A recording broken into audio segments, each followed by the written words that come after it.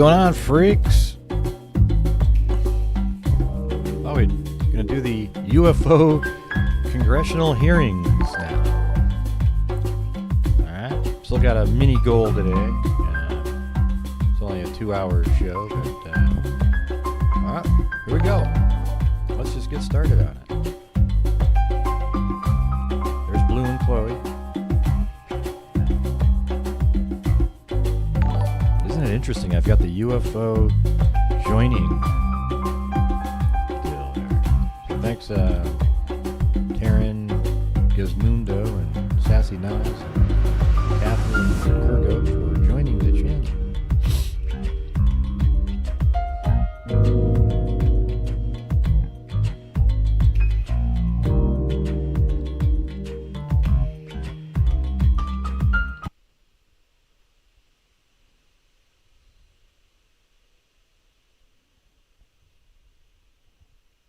The subcommittee hearing on unidentified anomalous phenomena, or UAPs, will come to order. Welcome, everyone. Without objection, the Chair may declare a recess at any time. Additionally, without objection, the following members are waived onto the subcommittee for the purpose of participating in today's hearing: Mr. Burchett of Tennessee, Ms. Luna of Florida, Mr. Getz of Florida, Mr. Burleson of Missouri, Mrs. Ocasio-Cortez of New York, and Mr. Ogles of Tennessee. Without objection, so ordered. For today's subcommittee hearing, both the chair and ranking member will have 10 minutes for opening remarks. We may both be giving some of those minutes to other members of our party. I'm now going to recognize myself for 10 minutes. I'm actually going to try to get out of here in about 4, and then we'll give it to some of my friends over here. Good morning and welcome to the most exciting subcommittee in Congress this week, the Subcommittee on National Security, the Border, and Foreign Affairs, for discussion of unidentified anomalous phenomenon. I'd like to thank the brave military pilots and personnel, such as the witnesses on the panel today, for sharing their stories on how they have engaged UAPs, which has brought attention to this matter. Curiosity and speculation from all walks of life have generated interest in studying what UAPs are and what threats they may pose. I will say that when I was younger in school, I read a book, a 1966 book called Flying Saucers, Serious Business, and for a while, when I was a little bit younger, I thought it was the most important issue out there. The lack of transparency regarding UAPs, which was one of the themes of that book,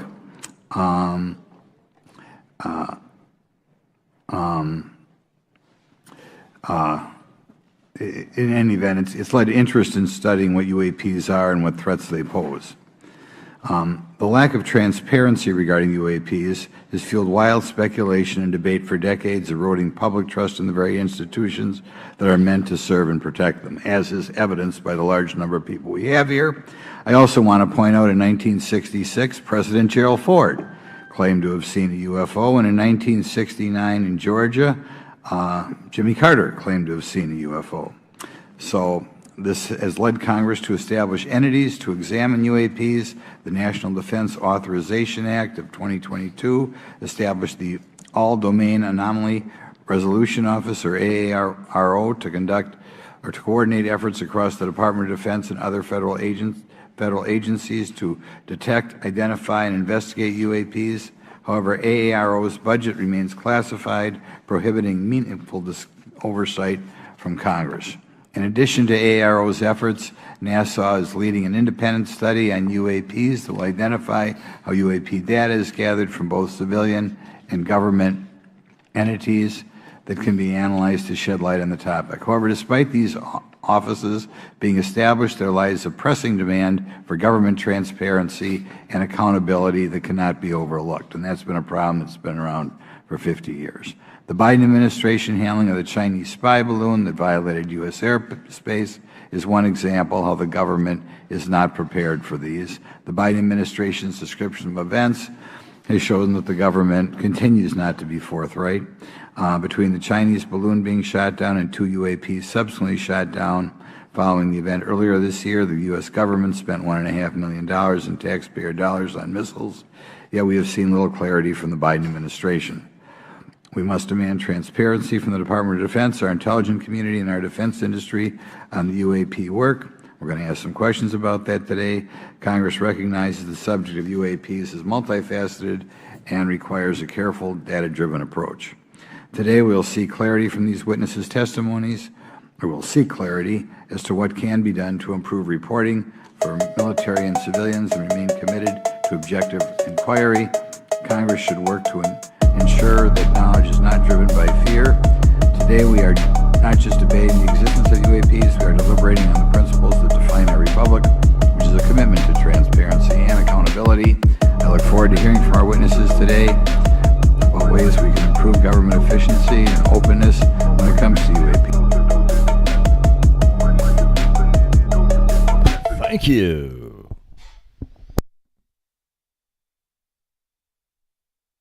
You for your presence here today and for your dedication to safeguarding the interests of the American people. I look forward to your testimony.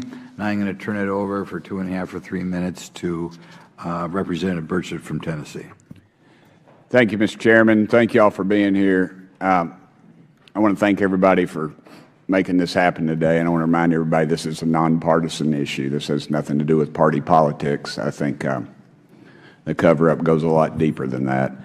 I also want to thank my colleagues, Representative Anna Paulina Luna, sitting beside me here, Jared Moskowitz, my friend across the aisle, has an incredible mind, and I'm anxious to hear his questions, my buddy Eric Burleson, and it's not in my notes here, but Matt Gates. If it hadn't been for Matt Gates, myself, him, and Luna would still be down at Eglin Air Force Base trying to get some answers.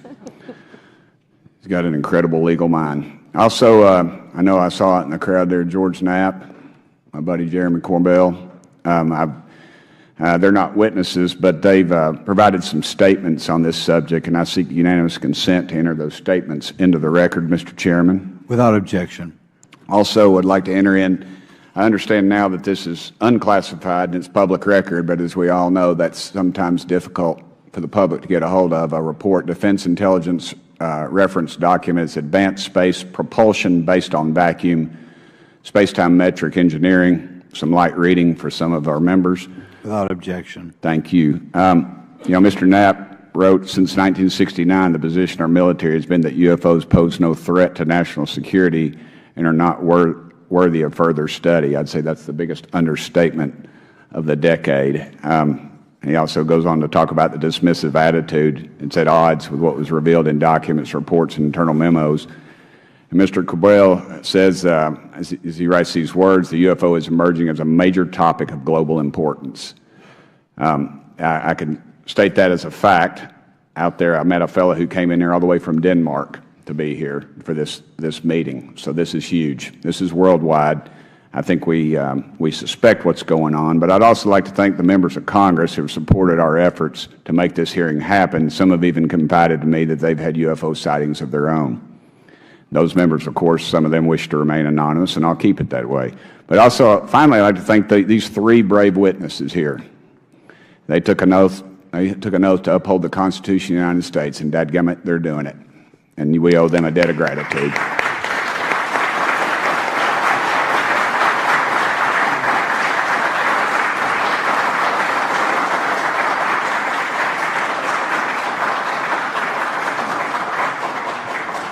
Y'all quit clapping. You're cutting in on my time. Just kidding.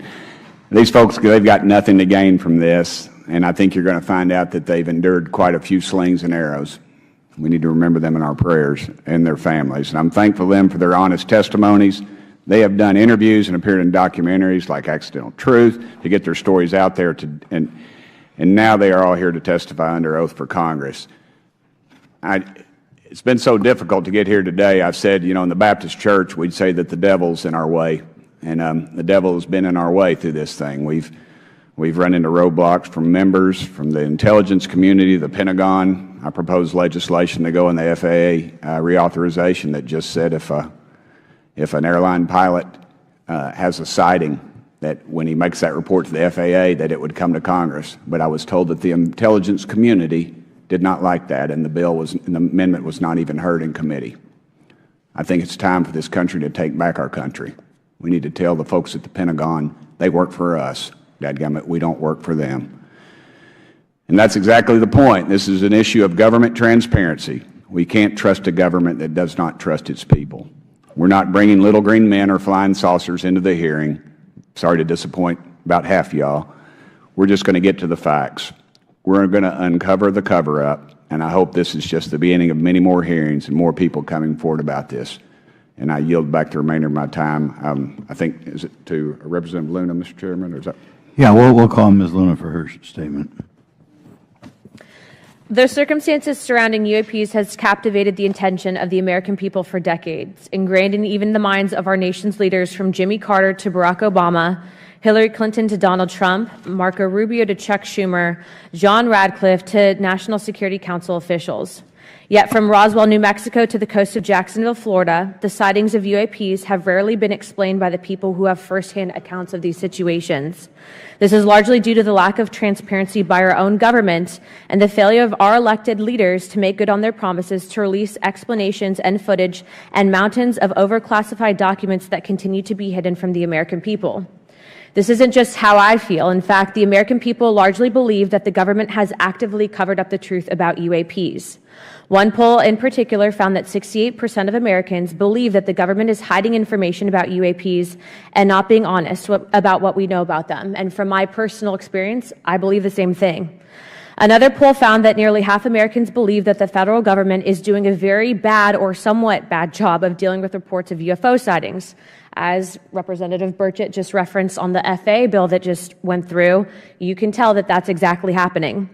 Considering the thousands of testimonies and videos taken on people's phones and eyewitnesses' accounts made by credible witnesses such as doctors, pilots, scientists, and active duty service members, it is unacceptable to continue to gaslight Americans into thinking that this is not happening or that the potential of intelligent life forms exists other than humans. Even more alarming is the fact that these eyewitnesses are many of times service members and have no assurance that their lives will not be negatively impacted or even harmed by their experiences. In being an active duty service member working on an airfield, I've had conversations with many pilots where they were in fear of coming forward for retribution and or being taken off flight status. How do we know this? Because the government has said nothing to assure us otherwise. They have also done nothing to calm the concerns of over 20% of Americans who have reported to have seen UFOs or UAPs. We are simply told not to question the government and that the government has it under control. Today is the first hearing of its kind where we will attempt to get down to the bottom of what is actually happening with UAPs. But we will hear from people who have had personal sightings rather than Pentagon bureaucrats who have always been sent to stonewall our investigations. Just so that the press knows and the people know, we were even denied access to a classified briefing in a SCIF prior to this hearing due to the amount of hoops that we had to jump through to grant temporary clearance to witness Grusch, who has knowledge of classified information. It is time to have an open-minded discussion on this topic, to hear the evidence and understand the magnitude of what this means not just for our nation, but for humanity. Thank you, Chairman. I yield back the rest of my time. Thank you very much, and I'd like to thank you and Mr. Burchett for bringing this topic to my attention. Now we'll recognize National Security Subcommittee Ranking Member Garcia for 10 minutes. Well, thank you, Mr. Chairman, and I want to thank first our witnesses for joining us today. I want to begin by thanking you all for your service to our country and for sharing your voices today and your courage to be here as well. To Mr. Graves, particularly grateful to you to spend some time that we had for you to share with candor some of your experiences, so I appreciate that as well. I do want to thank all the members of our subcommittee today and also those that are here and have waved on for their incredible interest in this issue, particularly to Congressman Burchett. I know that your leadership has brought us to this place today, and I want to thank you for that, as well as everyone else that's been engaged in this work. I also want to thank the oversight staff, who I know has been working very hard to ensure that today's hearing is serious, that it's transparent, and that it also provides appropriate answers, as our oversight body always demands.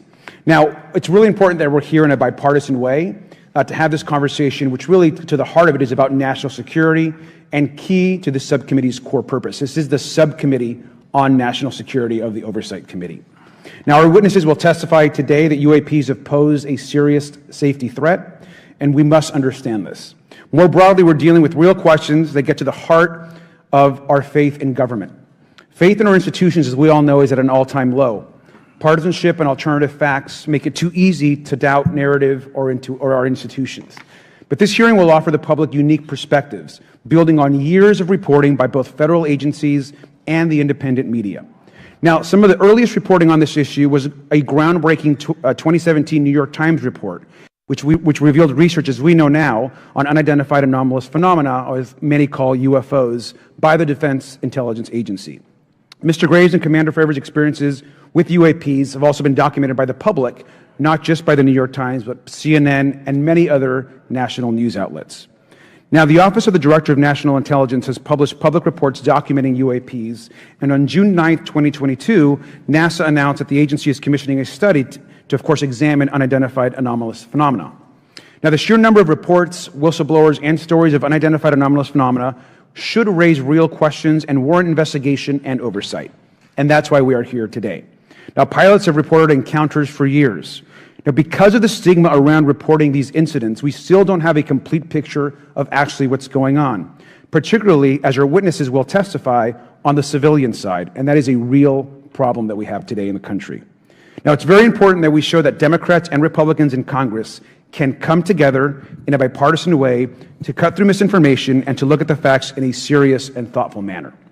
If we are to advance oversight and public disclosure, we must also gain the broad support of the public. We will succeed getting facts out to the public faster if there is a broad public support as part of the process.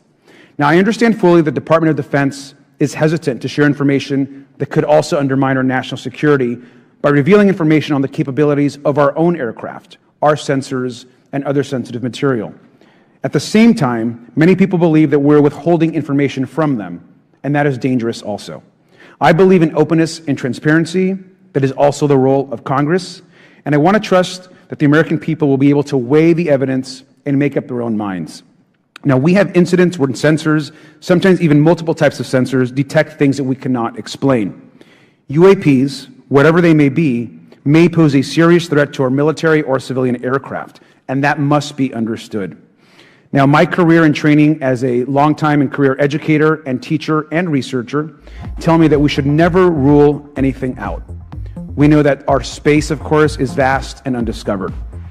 I also want to note that Mr. Sean Kirkpatrick, Director of the All-Domain Anomaly Resolution Office, the component of the DoD office that investigates UAP data, has testified before the Senate this year that his unit has found no evidence of extraterrestrial activity. NASA has also stated that they don't have evidence of extraterrestrial life either, and we've heard this, of course, from some of our government agencies. And we should remind viewers and witnesses, which I think is really important, that we also cannot share classified information in public settings. But questions, of course, remain that people want to see data and information for themselves. The enormous interest in the hearing today underscores the importance of a fair and open look at the evidence from witnesses who can share their unique perspectives. Now, I know I certainly have a lot of questions, and I know that all the members of our committee do as well. We should come to this hearing with an open mind, and we should not let our existing ideas restrict us on either side. I hear over and over from many agencies the stigma around reporting and investigating UAPs prevents us from getting real answers. We know that whistleblowers have reported harassment, intimidation, or stigma as well, and this is not acceptable. If people can't report incidents which would have national security or safety implications, then that also has serious consequences for us. As ranking member of this subcommittee, I know my job would be completely impossible if whistleblowers or others feel intimidated to come before this committee. We can't be afraid of asking questions, and we can't be afraid of the truth. I'm proud to say that this hearing builds upon bipartisan work by members of the House and Senate dating many years back, which is sought to increase awareness within the Department of Defense and to mandate more of Congress of UAPs. We know the Senate is taking up an amendment to their defense authorization bill, which will create a commission with broad declassification authority, and we should all agree that that is an important step. Members of both parties and senior officials in multiple administrations have taken an interest in this issue, and we're proud to carry and build that confidence in the American people. This hearing will also not be the end of this discussion, but a new chapter and start to years and years of work that many folks, both in the public and within government, have been working on. We should encourage more reporting, not less, on UAPs. The more we understand, the safer we will be. We will hear testimony from witnesses today with a long record of service to the American people and with subject matter expertise. Our witnesses have a unique opportunity to share their perspective, insights, and their experiences with the American people. And I encourage all of my colleagues to engage with these difficult questions with an open mind and to follow the facts on behalf of our country. I also just want to say more broadly that we should look at this hearing and believe that everything is on the table as it relates to UAPs. I think an open mind is absolutely the best. I want to yield the 2.5 minutes, the remainder of my time, to the representative from Florida, Representative Moskowitz, for an opening statement. He also has been very much engaged in this issue, and I want to thank him for his leadership. Congressman.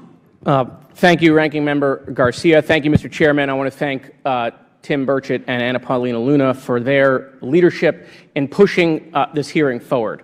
I want to thank, obviously, committee staff and their staff working on this on a bipartisan basis because many Americans are deeply interested in this issue, and it shouldn't take the potential of non-human origin to bring us together. Additionally, I want to thank the witnesses for coming forward to share your perspectives, your thoughts, and the sightings of UAPs. Unlike other hearings many times in Congress, you're not here to help a political party, but you're here to share information with the American people. And it's not something that is just going on in this administration. It's something that's spanned many administrations.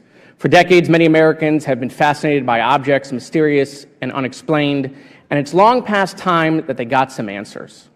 The American public has a right to learn about technologies of unknown origins, non-human intelligence, and unexplainable phenomena. Those are not the words of a UFO Twitter account, though that is a direct quote from Majority Leader Chuck Schumer, that the American public has a right to learn about technologies of unknown origins, non-human intelligence, and unexplainable phenomena.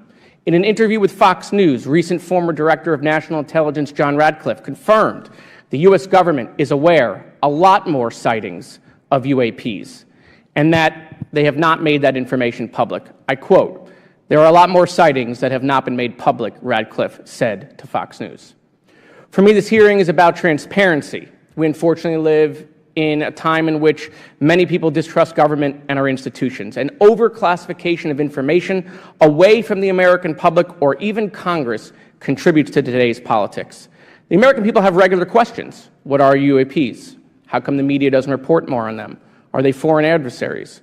Are they U.S. technology? Are they something else? They ask themselves, how come when a Russian jet shoots flares at one of our drones, we have perfect pictures and videos to show the American people and the world, but when it comes to UAPs, nothing? Of course, we must always protect our national security to maintain our superiority, like when stealth helicopters were only rumored to exist but were used in the Osama bin Laden raid in 2011. But we can't allow that to be used as a shield to keep the American people completely in the dark from basic truths. The American people deserve to hear more about special access programs. Congress has a right to know if there's any unsanctioned weapons development, satellite imagery that has not been provided to Congress. Congress created the All-Domain Resolution Office in the NDAA of 2022.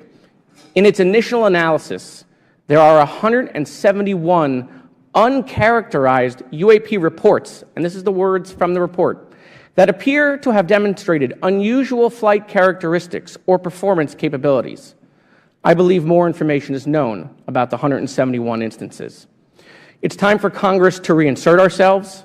I call on our military leaders and intelligence officials to release more information to the American people about UAPs. And to our military leaders, if there's nothing to conceal, let Congress go to Wright-Patterson Air Force Base, the Dugway Proving Ground, or even Groom Lake in Nevada. We should have disclosure today.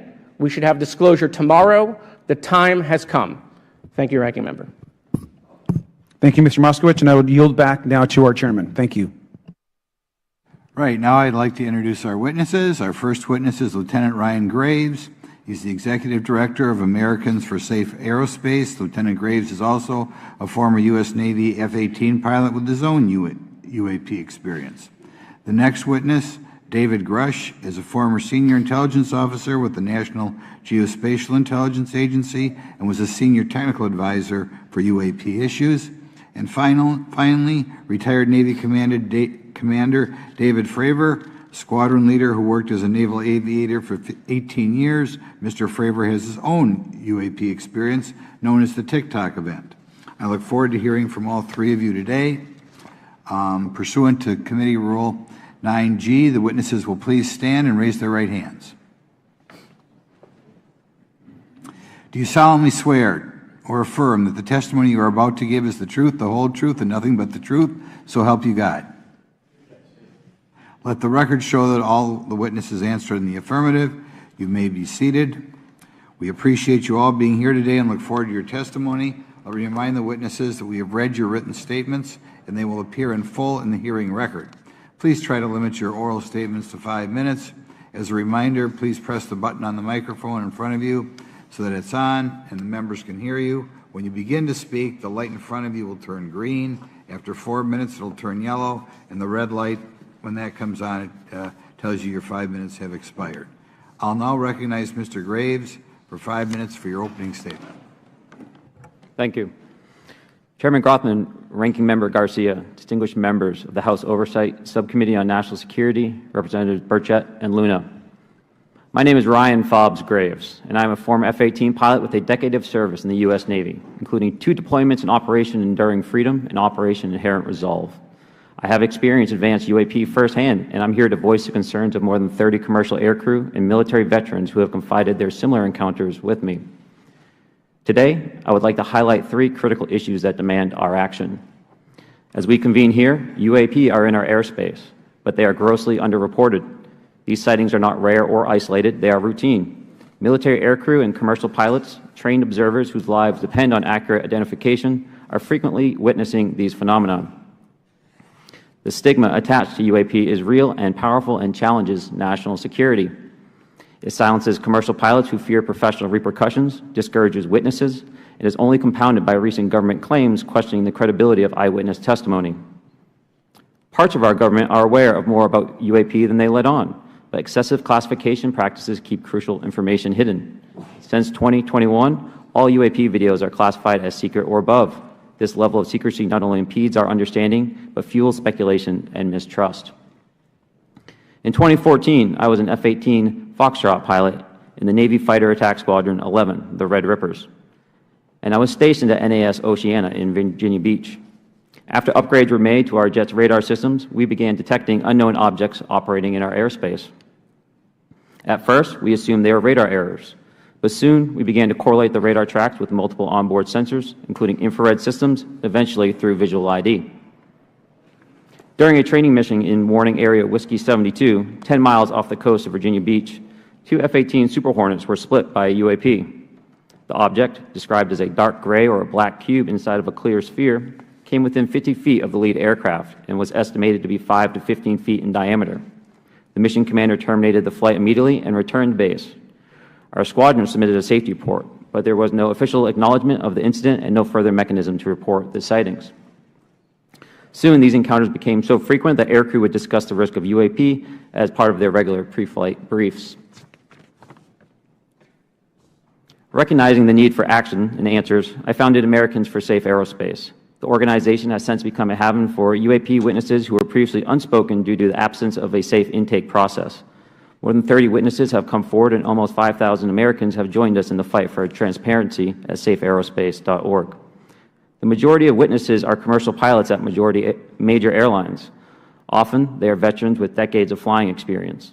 Pilots are reporting UAP at altitudes that appear above them at 40,000 feet, potentially in low Earth orbit or in the gray zone below the Kármán line, making inexplainable maneuvers like right-hand turns and retrograde orbits or J-hooks. Sometimes these reports are reoccurring, with numerous recent sightings north of Hawaii and in the North Atlantic. Other veterans are also coming forward to us regarding UAP encounters in our airspace and oceans. The most compelling involve observations of UAP by multiple witnesses and sensor systems. I believe these accounts are only scratching the surface, and more will share their experiences once it is safe to do so. In closing, I recognize the skepticism surrounding this topic. If everyone could see the sensor and video data I witnessed, our national conversation would change. I urge us to put aside stigma and address the security and safety issue this topic represents.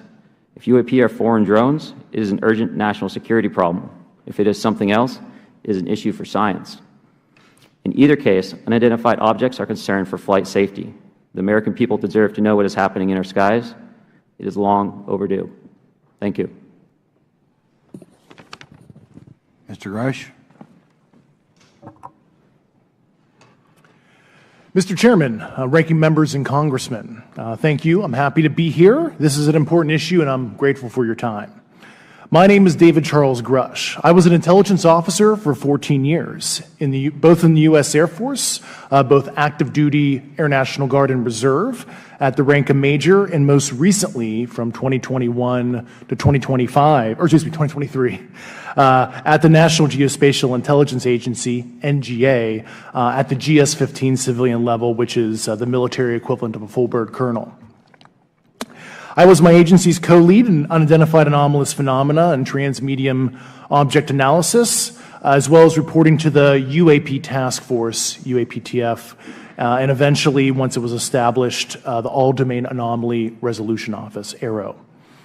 I became a whistleblower through a PPD-19 urgent concern filing in May 2022 with the Intelligence Community Inspector General.